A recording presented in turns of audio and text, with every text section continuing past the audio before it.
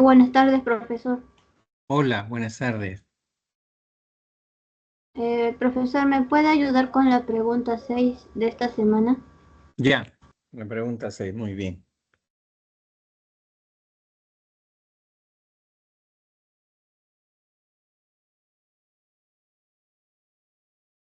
Ya. Entonces, vamos a ampliarla un poquito. Eh,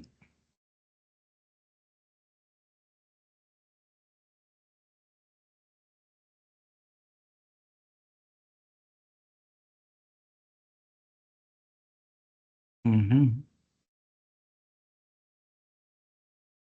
Ya, dice, Robinson es un estudiante de secundaria que tiene un rendimiento académico destacado. Al ser evaluado psicométricamente, obtiene un coeficiente intelectual que lo ubica en la categoría intelectual superior. De acuerdo con los planteamientos de la teoría multifactorial de la inteligencia, sería correcto afirmar que es creíble que Robinson, o sea, ahí ya la teoría multifactorial dice que la inteligencia está compuesta por varios módulos de aptitudes, ¿no? Razonamiento verbal, razonamiento matemático, razonamiento espacial, ¿no? Memoria, o sea, son varios. Y estos módulos son independientes uno de los otros. ¿Qué significa esto? Que una persona puede destacar en un módulo, un razonamiento verbal, pero no significa que sea también buena en razonamiento espacial o en memoria, ¿no? Porque son módulos diferentes. Y esta teoría dice que no hay una inteligencia general, no existe. Por lo tanto, no hay un soporte para uniformizar todos los demás tipos de inteligencia. Entonces, ese es el planteamiento de la teoría multifactorial de la inteligencia de Thurston, ¿no? Entonces, vamos respondiendo. Dice, uno, tendrá un desempeño intelectual similar en todas las aptitudes primarias. No, porque no hay una inteligencia general. Thurston señala que no existe una inteligencia general como lo afirmaba Charles Spearman, ¿no? Porque si hay una inteligencia general, si esa inteligencia es alta, todas las aptitudes son altas. Si esa inteligencia general es baja, todas las aptitudes son bajas, ¿no? Porque es como un piso, un colchón, ¿no? Intelectual, la inteligencia general. Entonces, como no está de acuerdo con eso, Thurston, evidentemente que la primera no es correcta, ¿no? No es correcta. La 2 dice, muestre habilidad en comprensión lectora, pero una deficiente aptitud especial. Esto sí es creíble, porque la teoría lo dice, ¿no? Son módulos independientes. Entonces, la 2 sí es creíble, según la teoría multifactorial. Y la 3 dice, en la universidad suba de nivel a la categoría intelectual muy superior.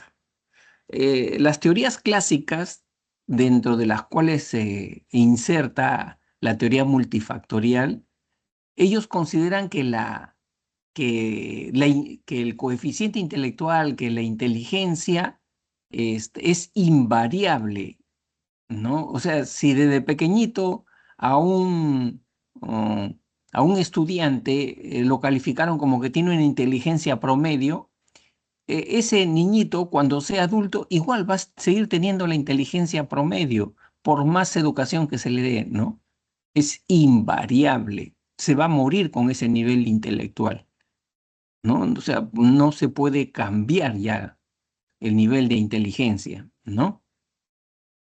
Entonces, la Profe, 3, disculpe, ¿va a ser sí, invariable para tanto Charles Spearman como Louis León Thurston? la, Para dos, como, ¿no? Para lo que es clásico.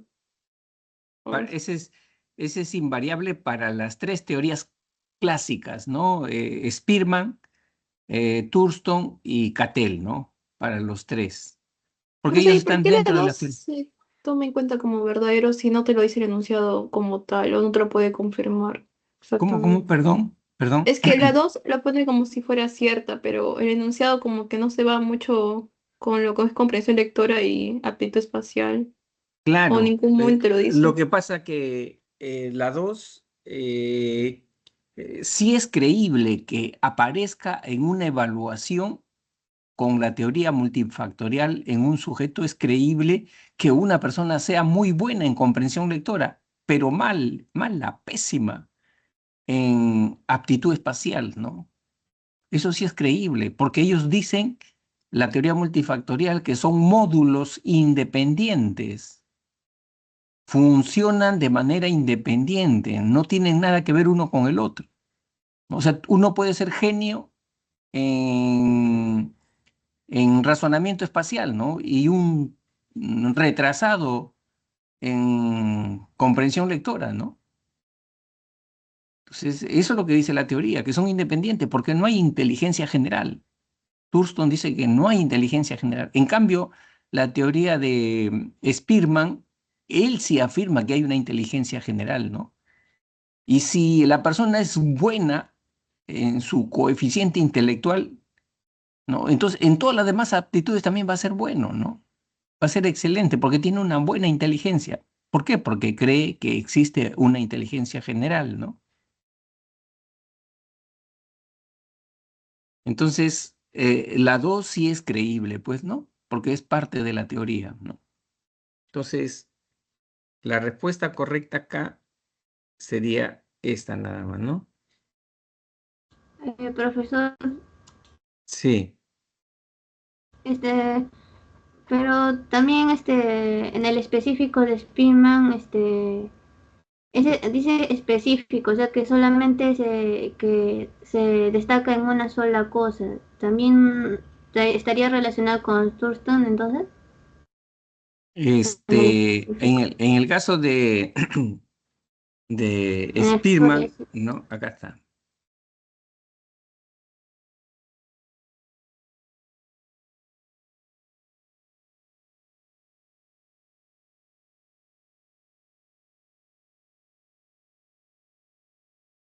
Ya. Entonces, miren, ve, acá tienen, ve. Esta es la inteligencia general,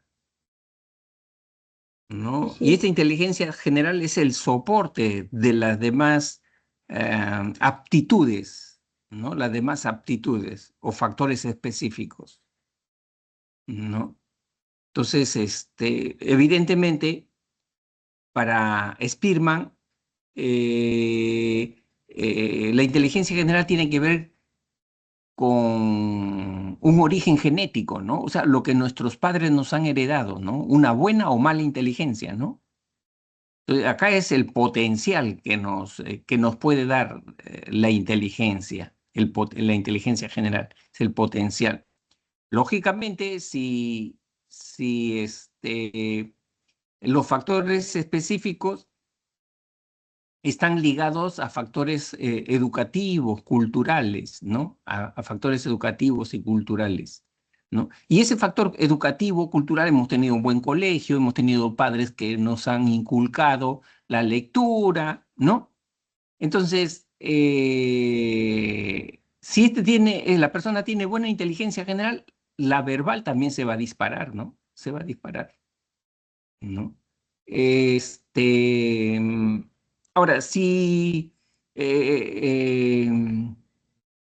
digamos, esa persona tiene baja inteligencia general, ¿no? O sea, sale con 80 de inteligencia general, de coeficiente, por más que le ponga buenos profesores, que los padres lo estimulen, no se va a desarrollar, ¿no? En comprensión verbal, no se va a desarrollar, ¿no? Porque ya acá tiene un techo, ¿no? La inteligencia general le da un pronóstico, ¿no? ¿Cómo va a ser su inteligencia, ¿no? En cuanto a aptitudes primarias, ¿no? O sea, esto es lo que mide el potencial que puede tener una persona, ¿no? En cambio, este señor Este señor dice, no hay inteligencia general, ¿no? Lo único que tenemos son aptitudes, ¿no? Específicas, independientes una de las otras, ¿no? Entonces podemos desarrollar muy bien comprensión lectora, fluidez verbal, ¿no? Pero de repente podemos ser muy malos en razonamiento matemático, numérico, ¿no? ¿No? Y eso también puede ocurrir, ¿no?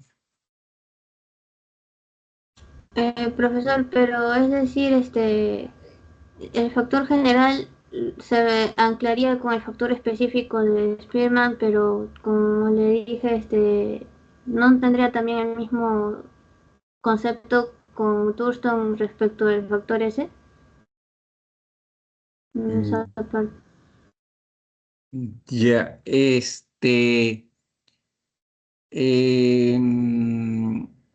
no, todavía no te capto más o menos la pregunta. Eh, Tú me dices el factor general y los factores específicos de Spearman no serían iguales a la teoría Más que multifactorial. nada el factor S específico también, ya que se señala, se pone en habilidad específica. Ah, ya, ya, ya. Ya, no, no serían iguales. Porque recuerda que, o sea, aparentemente serían iguales, ¿no? Estos factores específicos, ¿no? Razonamiento mecánico, razonamiento verbal, numérico, espacial. Estos aptitudes específicas aparentemente serían iguales o similares a estas aptitudes que también señala Thurston, ¿no? Pero en la concepción no son iguales, ¿no? ¿Por qué? Porque estas de acá en Thurston no están sujetas a la inteligencia general, no están sujetas. En cambio, acá sí están sujetas a una inteligencia general, ¿no? Estas aptitudes no están solas, no son están sujetas a la inteligencia general, ¿no? Entonces, en la apariencia pudiera ser que son parecidas, ¿no? Pero no son parecidas. Es otra concepción, ¿no? Es otra concepción. O sea, acá hay que ver primero su inteligencia general, ¿no? Para ver si se puede desarrollar esa persona, ¿no? Es lo Sí, que diría Spearman. ¿No? sí, Antes de desarrollar comprensión lectora, hay que ver su inteligencia general. Porque si tiene baja inteligencia general, por más que le pongas profesores, práctica, no se va a potenciar esta persona. No se va a potenciar en comprensión lectora, ¿no? En cambio, este señor dice que no. Este señor dice, que si tú le pones buenos profesores, buenos contextos, ¿no? Se puede disparar, ¿no? Lo que es fluidez verbal, ¿no? Y lo otro se puede quedar atrás también en rendimiento, ¿no? De una persona. ¿Ya? sí, profesor, sí lo entendí. Ujú. Profesor, usted mencionó algo sobre las aptitudes primarias. ¿Qué es eso? Creo que lo escuché de Spearman. Spearman. Sí, ese es, ajá. No, aunque él habla de habilidades, Thurston habla de habilidades primarias, ¿no? En el caso de Spearman habla de factores específicos, ¿no? Factores específicos, que son aptitudes también, ¿no? Son aptitudes. ¿Cuáles son esas aptitudes primarias? No sé qué son. Ya, en el caso de Thurston son estas, ¿no? Capacidad para recordar, ¿no? Para memorizar. Capacidad para hacer un razonamiento abstracto. Capacidad para redactar, hablar, fluidez verbal, ¿no? Capacidad para entender, ¿no? Capacidad para realizar razonamiento matemático, numérico, ¿no? Capacidad para calcular espacios, ¿no? Habilidad espacial. Y rapidez perceptual. Esas son las 7, pues, ¿no? Sí, profesor, sí lo entendí. Profesor, una última pregunta, por favor. Sí, Y eso del factor general es el origen hereditario, ¿cierto? sí, sí, Ah, ajá. Este tiene un origen hereditario, sí. Ujú. y en base a eso ya se originan las demás, no como lo numérico, verbal y mecánico y espacial. Claro, claro, ajá. Ah, ya. Se desarrollan o no se van a desarrollar, ¿no? En base a esto. Sí, profesor, muchas gracias. Ya,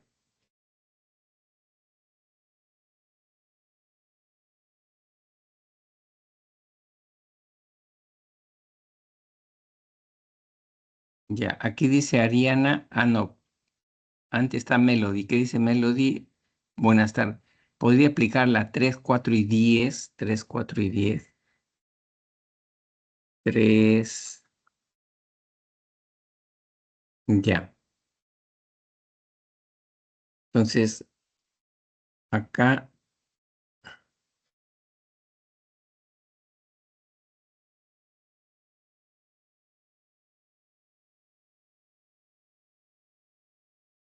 dice, el psicólogo inglés Charles Spearman planteó la teoría bifactorial de la inteligencia, 1923. En ella utiliza varios conceptos centrales.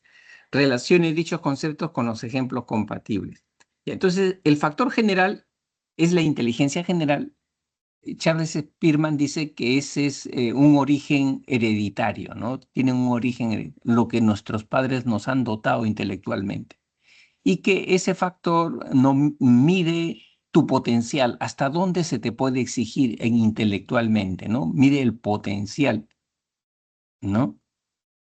Y es la forma como el cerebro trabaja, ¿no? ¿No? Ese es el factor G, ¿no?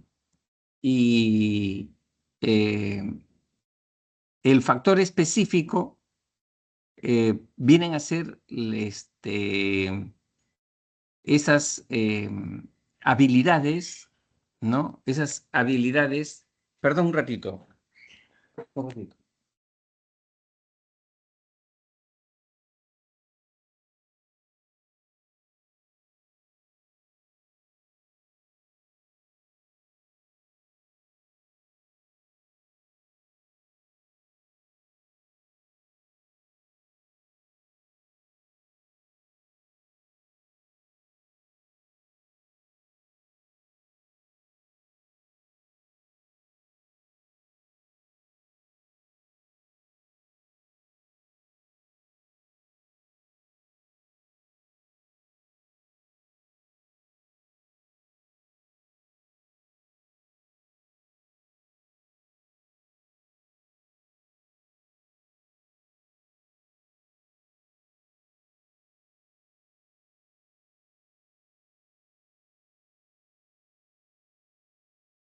Ya, disculpe. Entonces, como le seguía diciendo a Melody, los factores específicos son habilidades que se pueden desarrollar con la educación, ¿no? Con la cultura, con la instrucción, ¿no? O sea, comprensión lectora, razonamiento verbal, ¿no? Eso sí. Y el análisis factorial es un método de investigación que utiliza estadística, ¿no? Para analizar cómo se relacionan estos, la inteligencia general con estos. Entonces, cuando dice, Isidro destaca en matemáticas gracias a la educación de su colegio, ya, pues, esos son factores específicos, ¿no? Factores específicos. B, segundo, usa un recurso estadístico para identificar ítems que miden lo mismo. Ya, ese es tres, pues análisis factorial. Dice, Rosaura es tan inteligente como sus padres. Factor hereditario, genético, la inteligencia general, ¿no? La uno con la C, ¿ya? Entonces, ahí tenemos que la respuesta correcta es la A, ¿no es cierto? La A.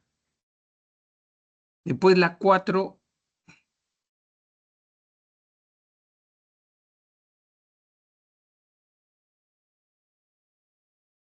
dice se ha encontrado que el puntaje promedio de cociente intelectual se ha incrementado en 3 puntos cada década a partir de principios del siglo XX, que es cuando comenzaron a hacerse mediciones de inteligencia.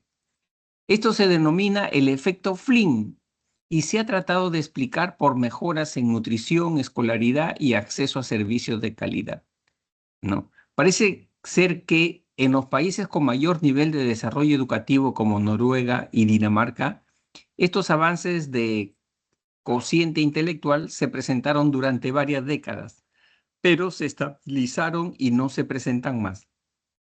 Parecería que se hubiera alcanzado un techo, ¿no? O sea, acá están señalando que se ha estado haciendo las mediciones de inteligencia a través de generaciones, ¿no? Los abuelos, los padres, los hijos, y habían encontrado que la siguiente generación tenía más alto su nivel intelectual que la anterior, ¿no? O sea, como que los padres eran más inteligentes que los, que los abuelos, ¿no? Y luego que los nietos tenían mejor inteligencia que los padres, ¿no? Eso es lo que está diciendo, ¿no? Del efecto Flynn. ¿Y a qué se debía eso? A que la gente se alimentaba mejor, ¿no? Se alimentaba mejor, se había incrementado los niveles de escolaridad, ¿no? Tenían acceso ya al colegio la gente, ¿no? A eso se debía, ¿no? Y hacía mención que en países muy desarrollados como Noruega y Dinamarca, este efecto Flynn lo observaron allí, ¿no? Y que dice que después de varias décadas que vieron que subía el nivel intelectual a través de generaciones, llegó un momento en que ya eso se estabilizó, ¿no? Eso es lo que dice. Y dice de la lectura y según el origen, cómo se origina, ¿no? La inteligencia, se infiere que, entonces ahí tenemos A. El efecto Flynn es una evidencia científica a favor de concebir esencialmente la inteligencia como una entidad innata. No, si acá está diciendo que la inteligencia sube por factores ambientales, no por factores genéticos. Nutrición, escolaridad, acceso eso es factor ambiental, ¿no? Entonces lo descartamos. Esto está descartado. B. Se infiere que el habitante de los países ricos e industrializados, independientemente de sus condiciones materiales de existencia, tendrían un mejor desarrollo. Independientemente, no, dice que más bien con buenas condiciones materiales son los que tienen mejores niveles de inteligencia. Dice todo lo contrario, ¿no? Lo descartamos. C. Entrenamiento cognitivo que promueven los padres con sus hijos en la resolución de test explicaría el incremento. No dice nada sobre entrenamiento de padres a hijos. No dice. No, este es un distractor, lo descartamos. El efecto Flynn destaca el mayor impacto de mejoras en factores ambientales y educativos en el desarrollo de la inteligencia. Ahí está. Esta es la correcta, pues, ¿no? Ya, ¿para qué más buscamos? Esta es la correcta. Profe, ¿y la E? ¿Por qué no podría ser? Ya. Dice, el uso masivo de los test de inteligencia en el sistema educativo es determinante para el incremento. Lo que pasa es que las teorías clásicas, ellas señalan que la inteligencia no se puede entrenar, ¿no? O sea, tú no puedes entrenar a una persona para que sea más inteligente, ¿no? Porque es una capacidad de abstracción, ¿no? De ver relaciones, ¿no? Entre elementos, ¿no? Y entonces, ningún test te va a ayudar a mejorar tu inteligencia, ¿no? Ninguno, ¿no? Porque la persona ya tiene un techo ya, intelectualmente, ¿no? Y no va a poder superar ese techo, ¿no? ¿No? Entonces, Los test de inteligencia no van a mejorar el nivel intelectual, ¿no? No. Profesor, ¿y qué tiene que ver factores ambientales? Factores ambientales tiene que ver, pues, que la persona se alimente bien, ¿no?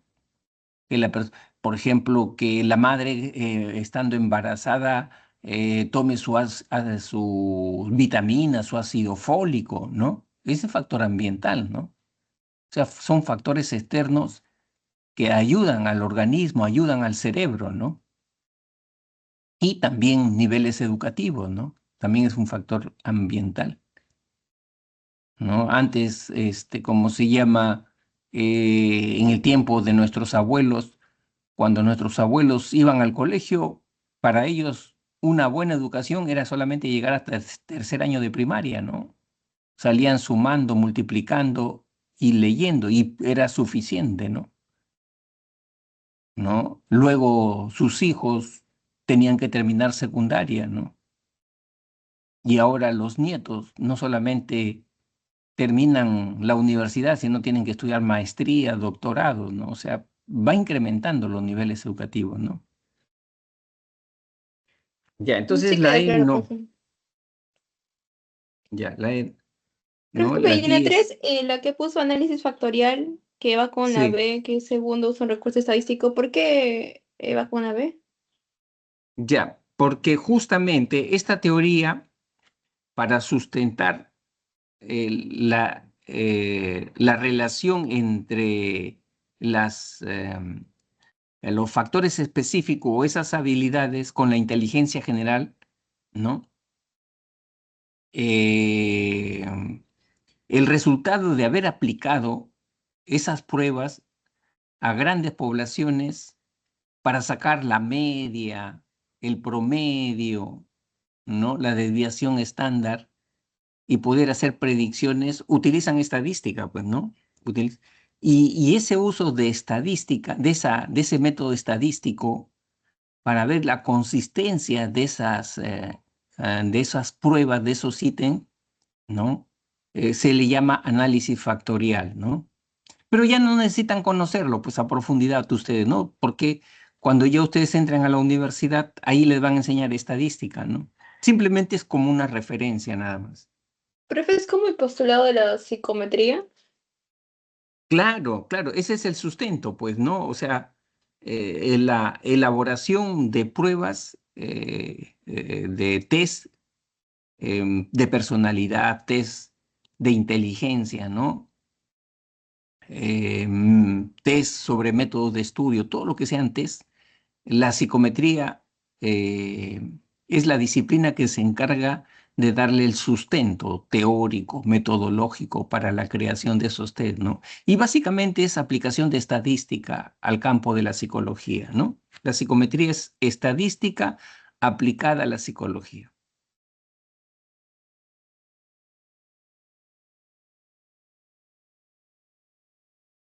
Ya, entonces acá la 10 dice, Miguel es un estudiante que, aunque no le va bien en los exámenes y le cuesta entender conceptos teóricos en matemáticas o ciencias, es muy hábil para organizar eventos escolares. Sabe cómo delegar tareas, negociar con proveedores y resolver imprevistos durante la ejecución, mostrando una gran capacidad para manejar con eficacia situaciones cotidianas. Considerando la teoría triárquica de la inteligencia de Robert Stenberg, identifica el valor de verdad, verdadero o falso de las siguientes enunciados. Entonces, Robert Stenberg habla de tres tipos de inteligencia, ¿no? La analítica o componencial, que tiene que ver con analizar información académica, ¿no? Luego tenemos la inteligencia creativa o experiencial, que tiene que ver con adaptarse a nuevas situaciones en la vida, ¿no? Y la inteligencia contextual o práctica, que tiene que ver con manejar recursos, los recursos que tienes en tu medio, en tu entorno, con eficacia, ¿no? Con eficacia, manejar bien los recursos, ¿no? Y obtener beneficios o tener utilidad, ¿no? ¿No? De manera rápida, ¿no? Entonces, esa es la inteligencia práctica, ¿no? Como ese alumno que estudia lo que él cree que le va a venir en el examen, ¿no? Y no se pone a estudiar todo, ¿no? Entonces, esa es inteligencia práctica, ¿no? Ya, entonces dice uno, Miguel evidencia, ¿no?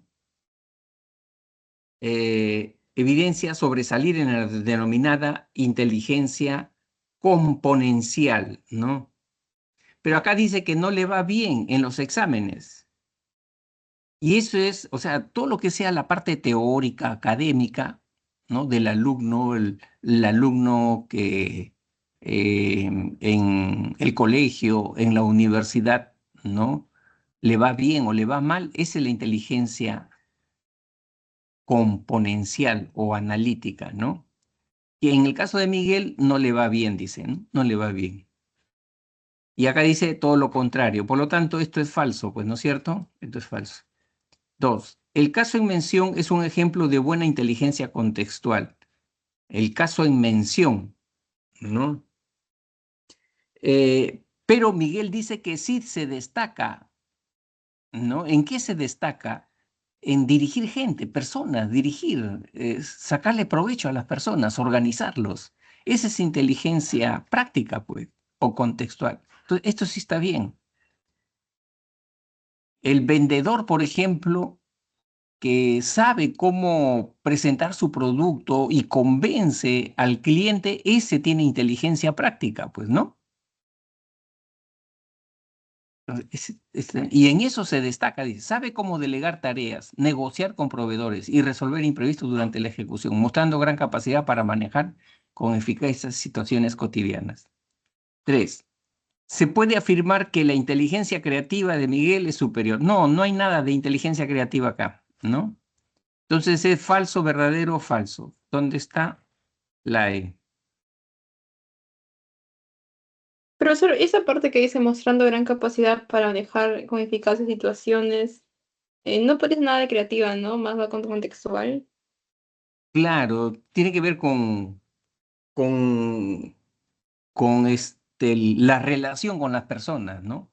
Básicamente la inteligencia práctica tiene que ver mucho con organización, ¿no? Tiene que ver con organización, manejo de recursos y sacar utilidad rápido de eso, ¿no? Hay gente que no ha estudiado, con la justa terminar la secundaria, pero anda, míralo, ¿no? Son buenos negociantes, tienen dinero, ¿no? Y con la justa terminaron la primaria, ¿no? Es de inteligencia práctica, saben negociar, ¿no? Ya, ¿Y la creativa me puede dar más ejemplos? la, la inteligencia creativa es adaptarte, ¿no? A nuevas situaciones. Cuando vino la pandemia, entonces nos encerraron pues en nuestras casas, ¿no? Entonces, frente a esa situación, mucha gente se aburría, ¿no? Entonces, la gente tenía que, para sobrellevar eso, generar, crear, ¿no? Nuevas actividades, ¿no? Las señoras se dedicaban a hacer repostería, ¿no? ¿No? O sea, adaptarte con nuevas ideas, nuevas tareas frente a una situación nueva, diferente, ¿no? Entonces, esa es inteligencia creativa, ¿no? Ya. Bien, después acá tenemos, dice Ariana, profesor, buenas tardes, ¿podría resolver el ejercicio 6, por favor? El 6, el 6, el 6.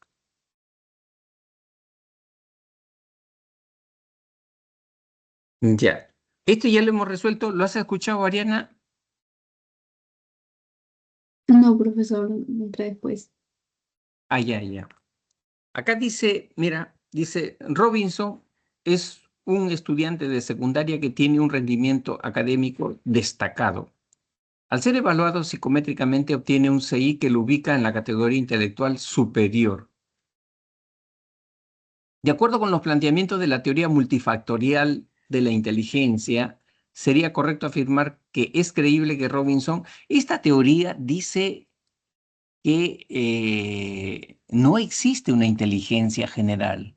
Es decir, no hay un colchón, un piso que sea parejo para todas las habilidades, para razonamiento verbal, razonamiento numérico, razonamiento espacial. No, no hay ese colchón. No, no habla de inteligencia general, la teoría multifactorial. Más bien dice que esas habilidades son independientes una de las otras, ¿no? Por lo tanto, las personas pueden destacar en razonamiento verbal, pero pueden ser muy malas, pésimas en razonamiento espacial, ¿no? O en memoria, ¿no? Porque son módulos independientes estas capacidades, ¿no? Eso es lo que dice la teoría multifactorial. Entonces, si yo ya tengo esas tesis, ¿no? Entonces voy a resolver, dice. Uno, ¿qué sería creíble en el caso de Robinson? Uno, ¿tendrá un desempeño intelectual similar en todas las aptitudes primarias? No, porque no hay inteligencia general, ¿no? Si hubiera inteligencia general, sí, tendrían un rendimiento en todas las habilidades de manera similar, ¿no? Parejo, ¿no? Si es bueno en inteligencia general, va a ser bueno en todas las demás áreas, ¿no? Si es malo en inteligencia general, va a ser malo en las demás eh, habilidades primarias, ¿no? Eso lo que dice la teoría de Spearman, ¿no? La teoría de la inteligencia general y factor específico. Pero acá, como me están pidiendo en la multifactorial, la primera es falsa, ¿no? No es correcto. Dos, muestre habilidad en comprensión lectora, pero una deficiente aptitud espacial. ¿Es creíble eso? Sí, sí es creíble, porque él habla de módulos independientes, ¿no? Sí, sí es creíble. Tres, en la universidad suba de nivel a la categoría intelectual muy superior. O sea, acá es superior, dice, ¿no? Es superior, porque está en secundaria. Pero en la universidad va a subir a muy superior. Eso es falso, pues. Porque las teorías clásicas dicen que la inteligencia es invariable, es permanente. Es decir, con el nivel intelectual que tenemos de niños o de adolescentes, con ese nivel intelectual, con ese morimos, ¿no? No es que en primaria tenemos una inteligencia promedio, en la universidad vamos a tener una inteligencia superior. No, eso es mentira, ¿no? ¿Por qué? Porque es la forma como trabaja el cerebro, ¿no? Se ha medido que esa capacidad de, de detectar relaciones entre elementos abstractos, ¿no? Eh, Eso no cambia, ¿no? Eso no cambia.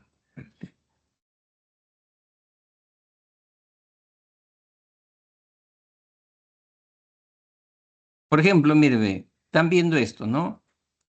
A la persona, ¿cómo se le evalúa? Le dice, mira, acá tienes un pedazo de tela y acá le falta este pedacito de tela. Tienes que encontrar cuál de estas figuras 8 entra acá para que guarde una relación lógica, ¿no? Entonces tú tienes que abstraer relaciones acá. Tu cerebro tiene que tener esa capacidad de poder detectar, ¿no? Elementos, ¿no? Y relaciones entre elementos, ¿no? De manera simbólica, abstracta, ¿no? Y esa capacidad no se entrena, ¿no? Ya uno nace con esa capacidad, ¿no? ¿No? Entonces, y por eso dicen las teorías clásicas que la inteligencia es invariable, ¿no? Es permanente, ¿ya? Entonces, acá más bien nos está diciendo todo lo contrario de las teorías clásicas, ¿no? Todo lo contrario. Entonces las descartamos. Y solamente nos quedamos con la E, pues, ¿no? No sé si está bien, Ariana. Profesor, ¿en la multifactorial solamente destaca una sobre las demás o puede ser más de una? Más de una puede ser, sí, sí. O sea, en la multifactorial podemos ser buenos en una, dos o tres, ¿no? Pero también podemos ser malos en una o dos o tres también, ¿no? O sea, no llevan un desarrollo uniforme las siete, ¿no? Sí, profesor, gracias. Ya. Después acá que dice Brandon, dice, profesor, buenas tardes, ¿podría ayudarme con esta pregunta? A ver, Brandon. Dice, Aldo es un niño que presenta dificultades de aprendizaje. A pesar que se esmera en memorizar los temas de clase y en cumplir con sus tareas, no logra obtener altas notas como él quisiera. Esto lo lleva a reaccionar con gritos, golpes, rompiendo sus exámenes. Lo descrito ejemplifica la emoción denominada ya. Este, ajá, como que acá hay una situación de enojo, ¿no? Enojo, fastidio, cólera, ¿no?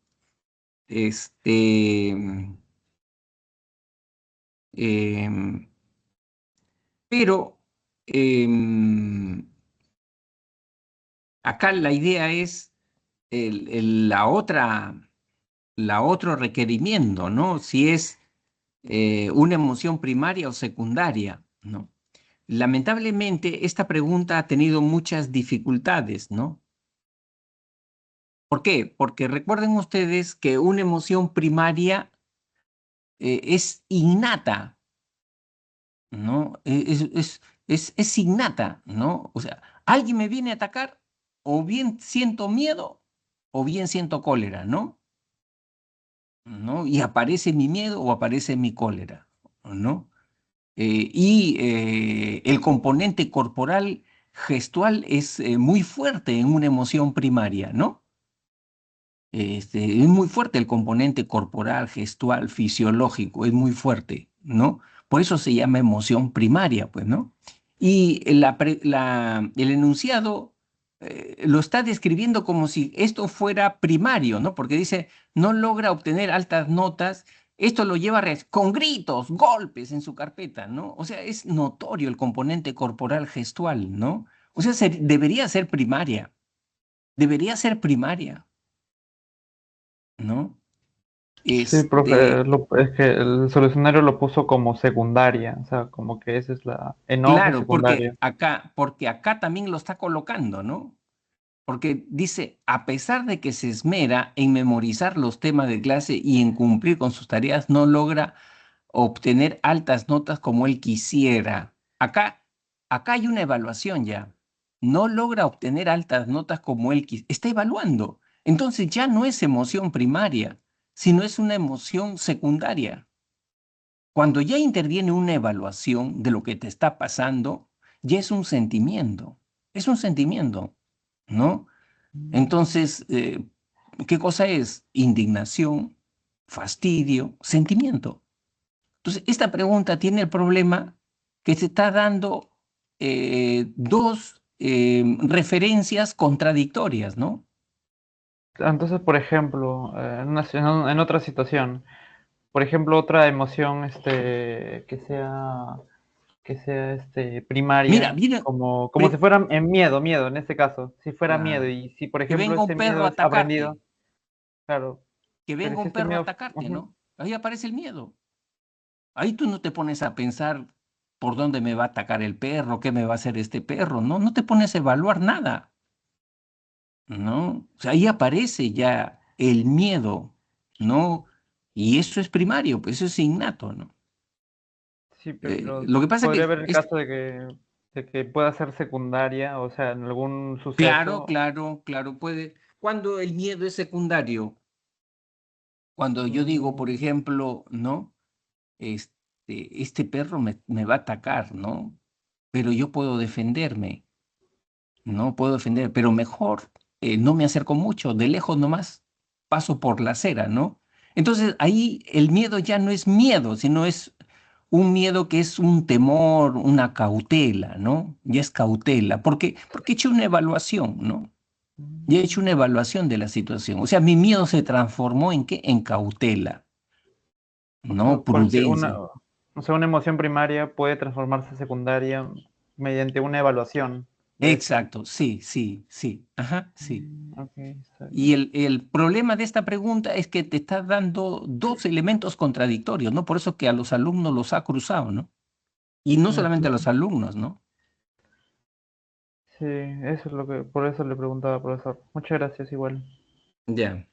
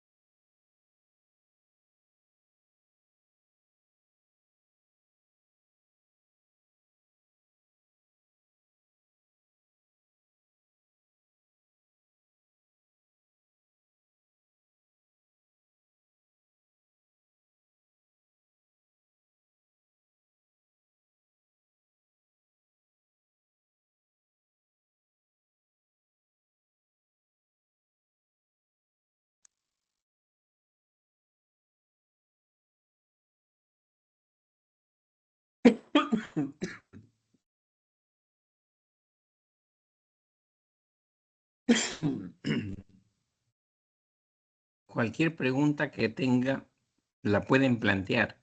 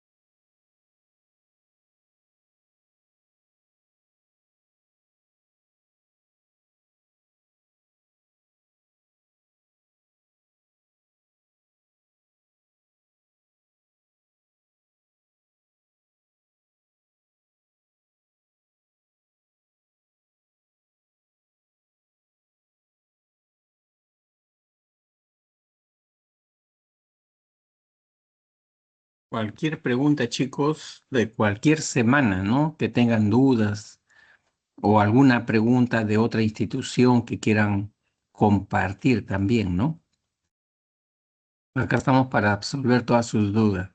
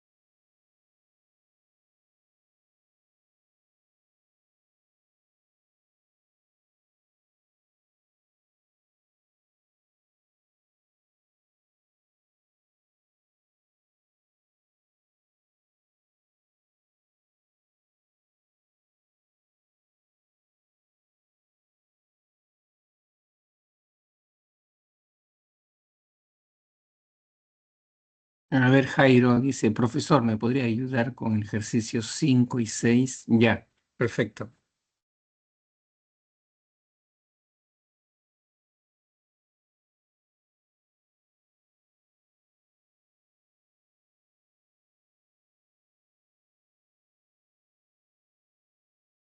Ejercicio 5, ¿no?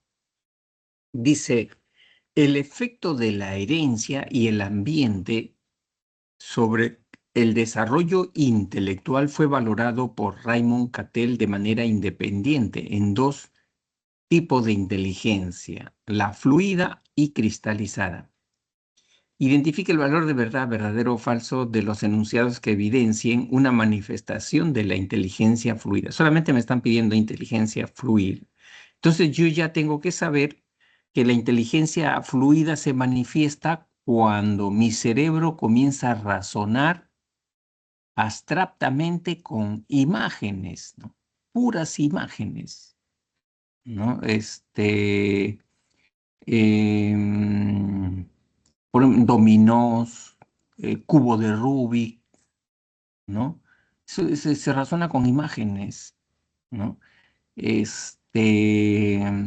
Rompecabezas, ¿no? Armar rompecabezas. Esa es la inteligencia fluida, ¿no? La inteligencia fluida, dice Cattell, es la inteligencia que nuestros padres nos han heredado, ¿no?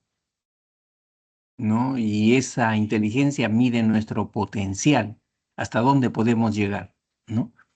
A diferencia de la inteligencia cristalizada, que la inteligencia cristalizada es cuando yo razono con información, ¿no? Con información, con conocimientos, ¿no? Por ejemplo, si yo digo, ¿qué país está al oeste de Francia? Entonces yo tengo que saber el mapa de Europa, ¿no? Para poder contestar esa pregunta. Si no, no voy a poder contestar.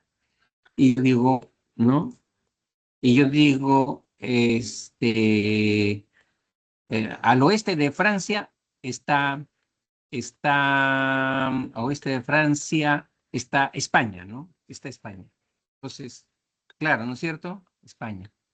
Ya, esa es inteligencia cristalizada. Esa es inteligencia cristalizada, ¿no? Entonces, pero acá me están pidiendo solamente inteligencia fluida, ¿no? Inteligencia fluida me están pidiendo. Entonces, empiezo. 1. Eva detecta la rotación de figuras geométricas. Figuras, ¿ah? Ya me está dando la respuesta. Figuras geométricas, me está dando la respuesta, ¿no? Irregulares en un test de aptitud. En un test de aptitud. Esto sí es inteligencia fluida, ¿no? Esa es inteligencia fluida. 2. Rosaura es la estudiante de mejor rendimiento en el curso. Esta es información, conocimiento. Esto es cristalizado. Pero a mí me piden fluida, entonces la descarto. 3. Ana resuelve los conflictos laborales gracias a una técnica de negociación. O sea, para conocer la técnica de negociación, tiene que instruirse, pues, ¿no es cierto? En esa técnica de negociación, tiene que instruirse, ¿no? Entonces, esta es inteligencia cristalizada también la 3. Solamente entonces, verdadero, falso, falso. ¿Dónde está la B? Verdadero, falso, falso. ¿Ya? Y la 6 dice Jairo. Ya, entonces en la 6 dice, Robinson es un estudiante de secundaria que tiene un rendimiento académico destacado. Al ser evaluado psicométricamente obtiene un CI que lo ubica en la categoría intelectual superior.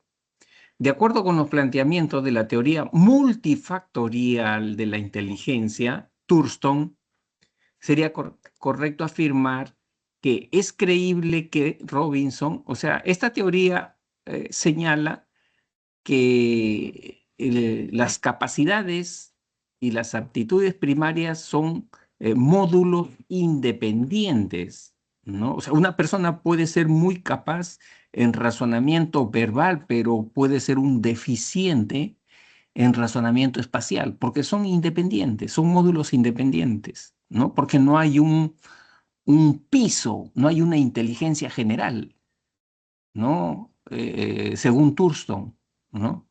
Entonces, esas ideas hay que tenerlas bien claras para poder discriminar bien lo que nos dice acá, ¿no? Primero, ¿tendrá un desempeño intelectual similar en todas las aptitudes? No, porque no hay inteligencia general para la teoría multifactorial, ¿no? Entonces, esto lo descartamos, la 1.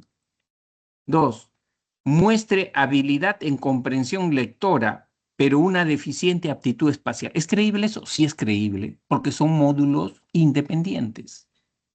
Puedo ser un genio yo, ¿no? En rapidez perceptual, pero puedo ser un deficiente, ¿no? En razonamiento espacial, ¿no? Ya, esto es creíble. Y 3, en la universidad suba de nivel a la categoría intelectual muy superior. Todas las teorías clásicas, todas, incluida la multifactorial, nos dicen que la inteligencia es invariable, es permanente. La inteligencia no cambia. Con ese nivel intelectual que a mí me evaluaron cuando era niño, con ese me voy a morir, ¿no? O sea, la inteligencia no es que mejora con los años, la inteligencia no es que mejora con la educación, con el entrenamiento, no, las teorías clásicas dicen que ese nivel intelectual ya es definitivo, ¿no? Porque es capacidad de abstracción que tiene la persona, es la forma como trabaja el cerebro, ¿no? Nuestro cerebro. Bien, entonces acá nos quedamos solamente con las dos, ¿no? La E. Esa es la respuesta correcta. No sé, Jairo, si estás satisfecho o tienes alguna inquietud.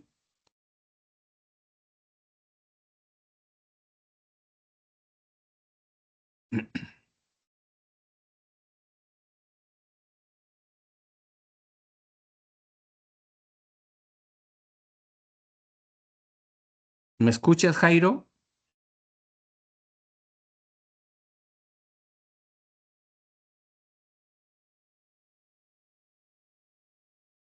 Bien. O creo que ya se ha retirado Jairo. A ver, Dayana. No, acá está, Jairo Aldair. Ya, bueno, eh, ya, muy bien, Jairo. Excelente. Acá Grace dice estas preguntas, ¿no? Ya, correcto. Muy bien, Grace. Ya, dice así. Días previos a un examen en la universidad, dos estudiantes se sienten muy estresadas. Geraldine tiene dificultades para concentrarse y se olvida de lo que estudió, mientras que Brusela se come las uñas y tiende a consumir pastillas para dormir, ¿no? El caso describe indicadores del estrés en la primera, en la dimensión raya, y en la segunda, en la dimensión. O sea, el estrés se manifiesta en estas cuatro dimensiones, ¿no? La dimensión cognitiva, dimensión afectiva, dimensión conductual y dimensión física, ¿no? Entonces, cuando dice tiene dificultades para concentrarse y se olvida, es cognitivo, pues, ¿no? Esto es cognitivo. O sea, si tiene problemas de memoria, de pensamiento, no es cognitivo, ¿no? Entonces, Geraldine tiene problemas cognitivos en su estrés, ¿no? Y en el caso de Brusela, cuando tiende a tener tics nerviosos, a comerse las uñas, eso es conductual, pues, ¿no? Eso es conductual. Son acciones, ¿no? O esa persona que come mucho también, ¿no? Que come mucho. También eso es conductual, ¿no?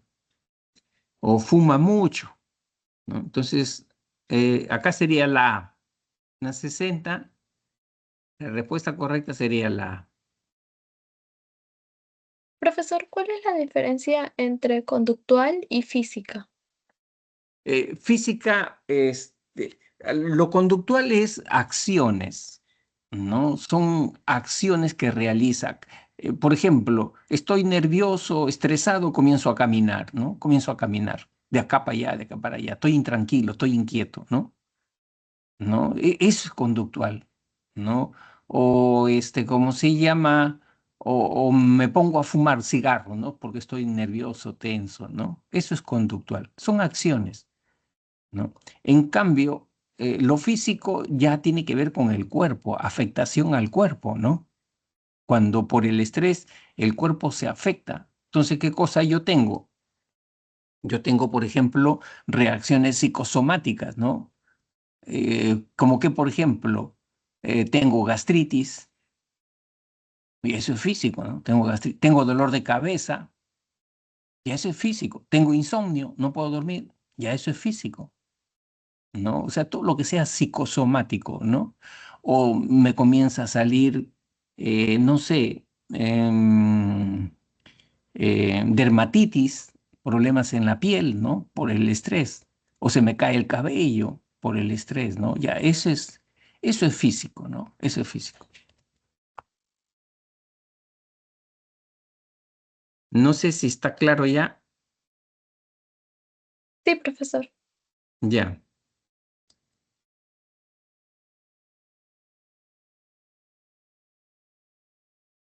Ya dice esta pregunta. Cuando Patricia ve el mar agitado por los vientos, se alegra, corre y le palpita el corazón. Pero no ocurre lo mismo con Giovanna, quien siente pánico, su respiración se acelera y muestra una expresión facial de temor. Con respecto a los componentes de las emociones, ¿no? Identifica el valor de verdad, verdadero o falso de la ciencia. Yo ya tengo que saber cuáles son los componentes, ¿no? Hay un componente cognitivo que tiene que ver con pensamientos, creencias, ¿no? Esa evaluación que yo hago de la situación, ¿no? Eso es lo cognitivo, ¿no? Luego, también allí hay un componente conductual expresivo de la emoción. Mis gestos, mis acciones, eso es lo conductual expresivo. Y el tercero es, ¿no? Lo fisiológico, ¿no? Lo fisiológico adaptativo, ¿no? Que es ya cómo reacciona mis órganos, ¿no? Mi corazón me palpita, me da ganas de ir al baño constantemente, ¿no? Eso es lo fisiológico, ¿no? Profesor, cuando se refiere a los gestos, es algo Sí, físico, ¿no? se le toma como componente, no, en este caso, mira, estamos hablando componente de las emociones, ya, este es otro tema, ¿no? Este es otro tema. Entonces, la teoría dice que tú puedes, que las emociones tienen tres componentes, tres dimensiones, ¿no? O sea, tú puedes reconocer esa emoción, ¿no? En sus tres componentes, ¿no? Elementos, dimensiones. eh. El componente cognitivo, como te decía, por ejemplo, si yo estoy triste, ¿cuál es lo cognitivo de lo triste, ¿no? Eh, que estoy pensando en situaciones de pérdida, ¿no? Como que he perdido mucho cuando ese familiar ha fallecido, ¿no? Y ya no va a volver a ser lo mismo mi vida, ¿no? Cuando comienzo a pensar así de esa manera, ¿no? Me entra más tristeza, ¿no? Entonces, ahí hay un componente cognitivo de la tristeza, ¿no? Luego viene el componente conductual expresivo. Mm, la tristeza se reconoce porque le miras a la cara, ¿no? Y su pupila no brilla, ¿no? Su pupila es opaca, ¿no? Bien opaca su pupila. Las comisuras de su labio se bajan, ¿no? O sea, ahí ya está el componente conductual expresivo, ¿no? O esa persona de donde se sienta no se para, ¿no? Ahí está aplastada, ¿no?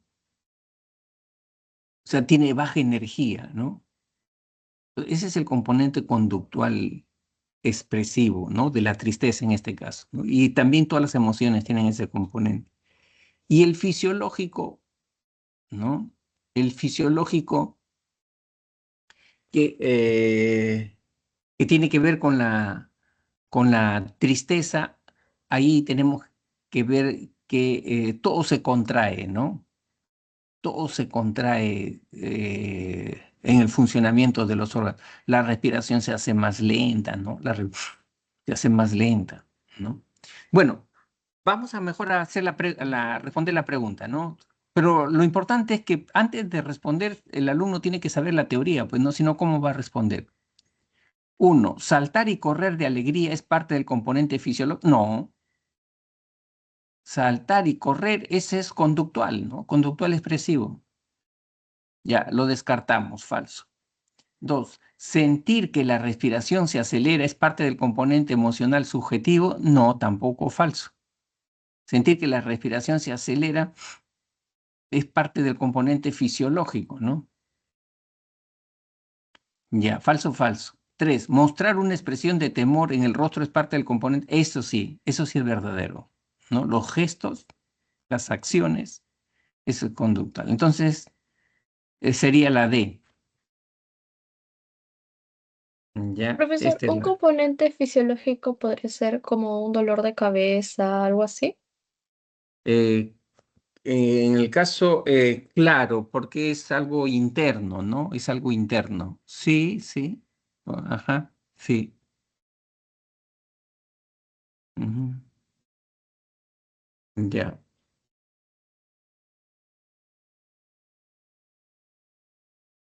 Y este de acá que dice, Juan terminó el colegio y desea postular a una universidad para ser ingeniero, pero sus padres no le pueden pagar una academia preuniversitaria. Sin embargo, debido a que Juan está decidido a postular, se prestó el prospecto de admisión y ha organizado su tiempo para estudiar todas las materias. De esta manera se ha propuesto metas semanales sobre los contenidos que estudiará, dándoles mayor tiempo a aquellas materias que domina menos, ¿no?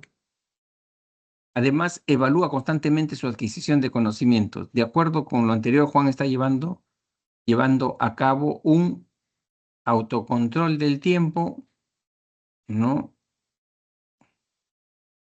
Este, mm, pero parece que acá hay algo más que eso, ¿no? Hay algo más que eso. Aprendizaje, no, aprendizaje significativo no está relacionando, ¿no? Proceso con metacognoscente, ¿no? Más se orienta a lo aprendizaje autorregulado, ¿no? La respuesta D es la correcta, ¿no?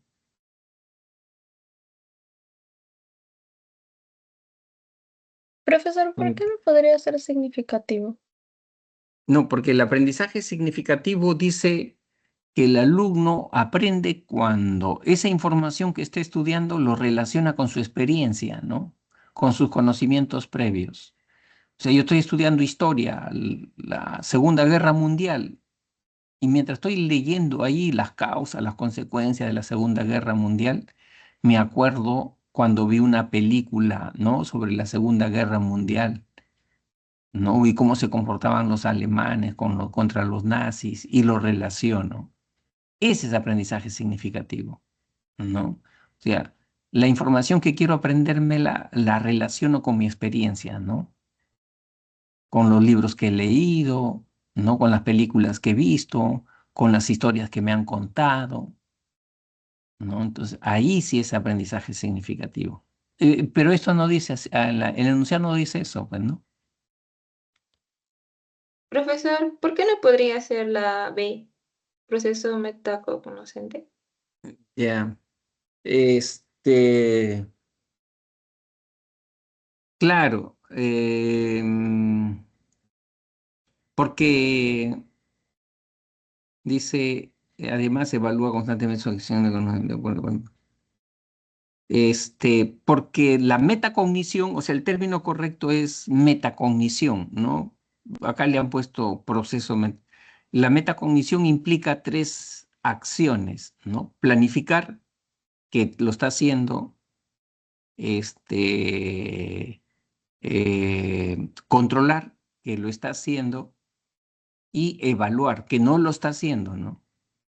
Que no lo está haciendo, ¿no? Eh, ahí dice evaluar constantemente, pero evaluar constantemente significa control, ¿no? Control. O sea, estudio y veo cómo estoy aprendiendo. Pero la evaluación de la metacognición implica que yo tengo que comparar, ¿no? Después de haber ya estudiado, ¿no? Después de haber estudiado, ¿no? Comparar el resultado, cuál es mi nivel actual en comparación con lo que yo me había propuesto al inicio, ¿no? Entonces, hacer esa comparación, a eso la metacognición le llama evaluación, ¿no? Y así no está planteado en el enunciado, ¿no? Ya cuando les expliquen a ustedes en la semana 12, ¿no? Aprendizaje cognitivo, ahí les van a hablar de estrategias de aprendizaje. Y la mejor estrategia es la metacognición, ¿no? Esa es la metacognición, ¿no? Cuando el alumno es consciente de sus procesos de aprendizaje, planifica, controla y evalúa y regula y cambia su forma de aprender, ¿no? Para hacerlo más eficiente. Entonces, eso no está acá en el enunciado, solamente es una parte nada más de la metacognición, ¿no? Pero sí es una forma de aprendizaje autorregulado, ¿no? Porque el alumno estudia independientemente, ¿no? Estudia independientemente y dosifica su tiempo, ¿no? Dosifica su tiempo, ¿no? Ya. Profesor, entonces el autorregulado es planificar, controlar, pero no evaluar. Eh, en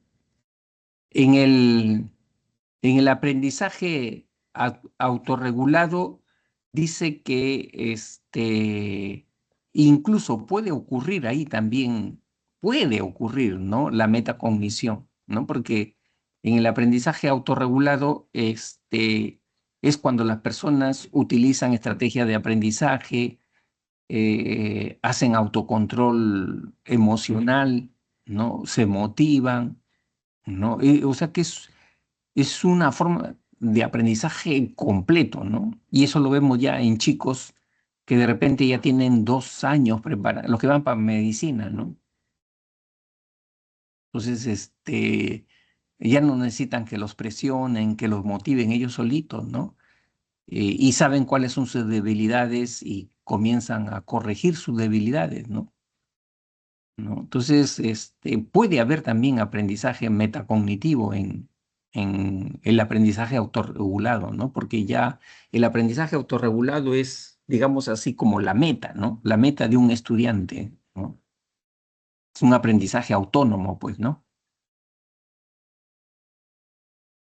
Pero en el Allí, autorregulado puede haber ayuda de algún docente o así, o solamente el alumno solo. no, el alumno ya sabe escoger qué cosa es lo que le ayuda más, ¿no? O sea, el alumno escoge ya. El alumno dice de repente, no, entre una clase presencial, de repente yo prefiero una clase virtual, ¿no? ¿No? Porque ir a una clase presencial son como 3 horas de tiempo que pierdo, ¿no? ¿No? Y yo no necesito a alguien que me esté controlando, ¿no? Entonces en mi casa yo puedo estudiar solo, puedo avanzar más. Sea, es un aprendizaje autónomo, pues el aprendizaje autorregulado, ¿no? Es- Son esos alumnos que se motivan solos, que tienen hábitos de estudio, que tienen disciplina, que tienen método, ¿no? Y avanzan, pues avanzan solos, ¿no? Pero Sí, eso profesor. se requiere, pues, un trabajo, ¿no? Que el alumno vaya entendiendo y comprendiendo, ¿no? Cuál es lo mejor para él, ¿no? Como estudiante. Gracias, profesor. Ya, ya, Grace.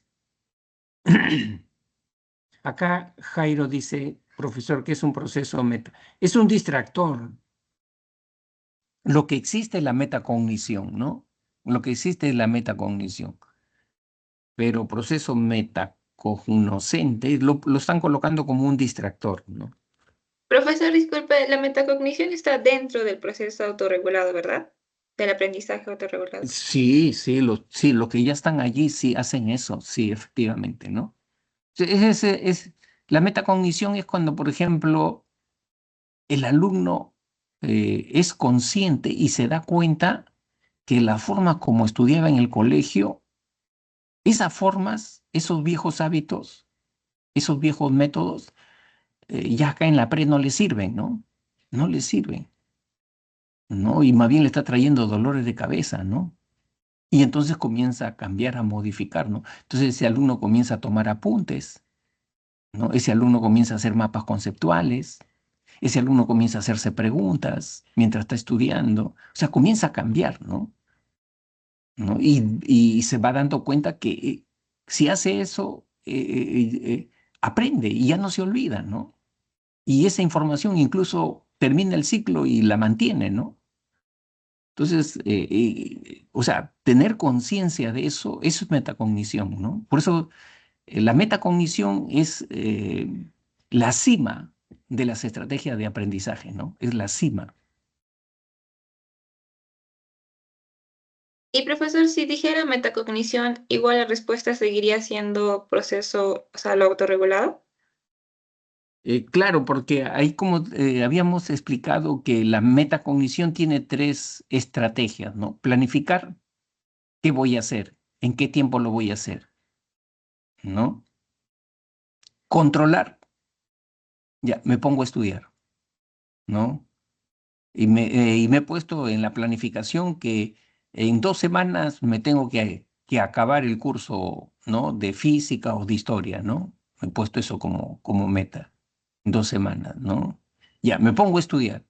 Y mientras voy estudiando, voy verificando si voy comprendiendo o no voy comprendiendo. ¿Y por qué no voy comprendiendo, no? Eso es controlar, ¿no? Lo que dice allí en el enunciado, voy evaluando cómo voy estudiando, ¿no? ¿No? Ahí dice en el enunciado, pero lo describe de esa manera, ¿no? Estoy estudiando y voy evaluando, ¿no? Pero que en realidad eso es control, ¿no? Eso es control. Pero la metacognición dice que existe una tercera estrategia. ¿Cuál es? Es la evaluación. Y para la metacognición la evaluación no es ir chequeando si voy aprendiendo, porque eso es control. Para la metacognición, la evaluación es aquello que yo me propuse al iniciar el estudio, ¿lo he conseguido después de 2 semanas o no lo he conseguido, no? Eso es evaluación. Y si no lo he conseguido, ¿por qué no lo he conseguido, no? Fui muy ambicioso en plantear metas sin tener una base, ¿no? Entonces tengo que corregir eso y volver a planificar otra vez otras 2 semanas más, ¿no? Pero ya con correcciones, ¿no? Entonces, a eso le llaman metacognición.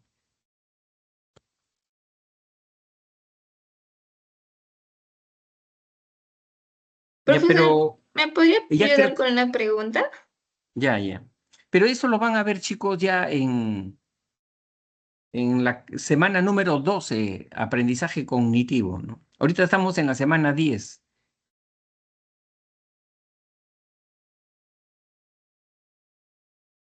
Profesor, en Ya. esta pregunta es herencia, porque habían marcado crecimiento, creo. Ya, ¿qué cosa dice? Dice, el concepto de raya hace referencia a los cambios que ocurren de manera natural y espontánea, cambios en gran parte genéticamente programados, ¿no?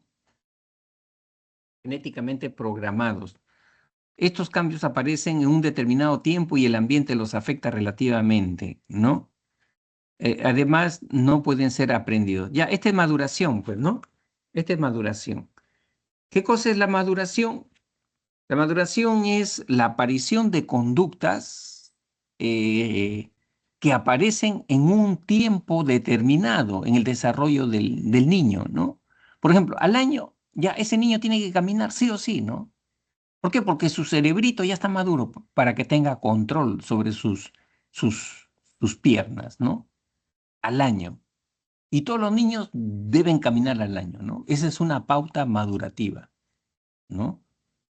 Se espera que así le enseñen o no le enseñen, porque eso no depende de aprendizaje, que al año ese niño solito comience a agarrar de la pared, aunque no le enseñen, se comienza a agarrar de la pared, de la silla y va a comenzar a caminar al año, ¿no? Entonces, ese es. A los 8 meses ese niño ya debe estar gateando, ¿no? Ya debe estar gateando, ¿no? Entonces, esas son pautas madurativas, ¿no? Como que ya tenemos una programación biológica, ¿no? Esa es la conquista de nuestra especie, ¿no? Es conquista de nuestra especie, ¿no? Por eso que cuando un niño nace en el hospital, en la clínica, a la mamá le entregan una tarjetita que se llama control del niño sano. Y allí, en esa tarjetita, vienen las pautas madurativas para que la mamá chequee, ¿no?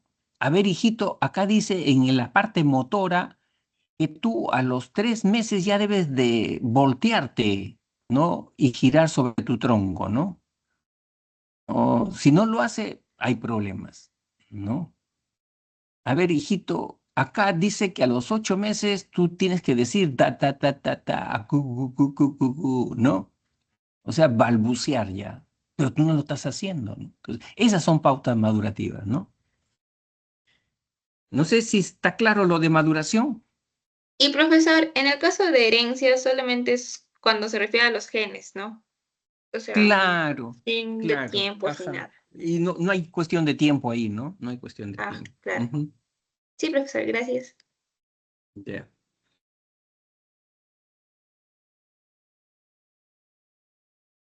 Ya. Dice, Howard Gardner definió la inteligencia como la capacidad de resolver problemas o elaborar productos que sean valiosos en diferentes espacios sociales. De acuerdo con esta idea, señale la alternativa correcta, ¿no? Acuérdate que Howard Gardner tiene su teoría de las inteligencias múltiples y está clasificada dentro de las teorías contemporáneas, no las teorías clásicas. Entonces, las teorías contemporáneas le dan más importancia a la influencia contextual, educativa, ¿no? A eso le dan más importancia, no a la herencia, a los genes, ¿no?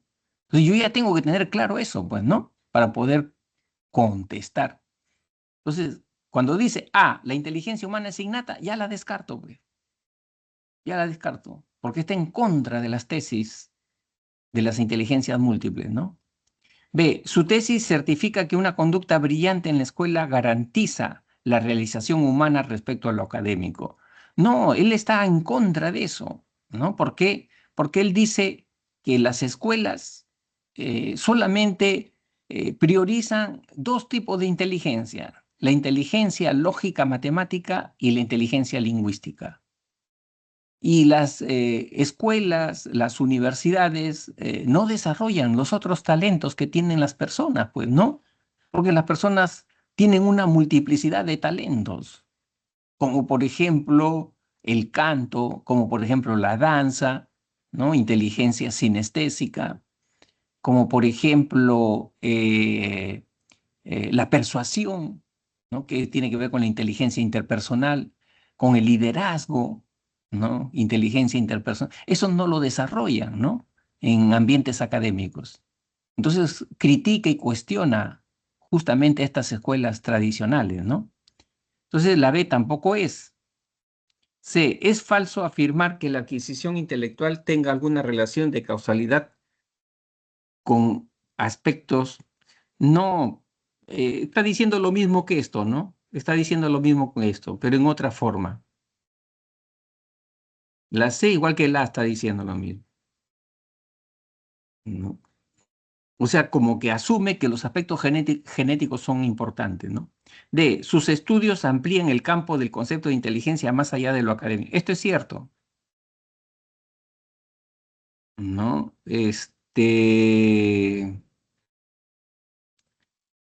Que el ser humano tiene más habilidades que aquello que desarrolla la escuela, la universidad, ¿no? Tiene más habilidades, ¿no? No solamente esas dos habilidades, lógico-matemática y lingüística, ¿no?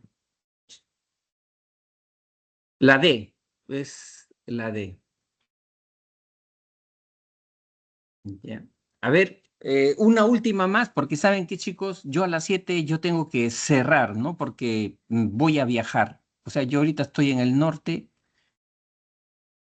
y a las 7 tengo, 7:30 tengo mi carro, ¿no? Entonces tengo que partir a las 7, yo cierro, ¿no? La clase. Solamente por esta vez, ¿no? Porque tengo este problema. Una última pregunta más. Todo claro, profesor. Ya, ya, Luz.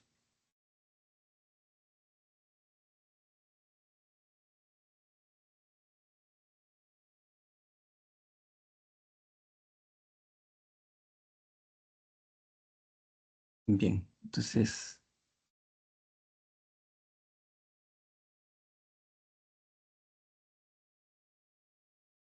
ya, Jairo, gracias a ti.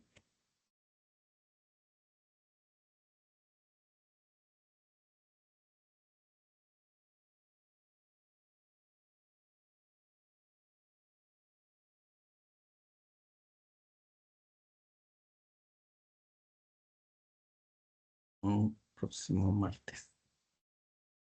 Sí, 10.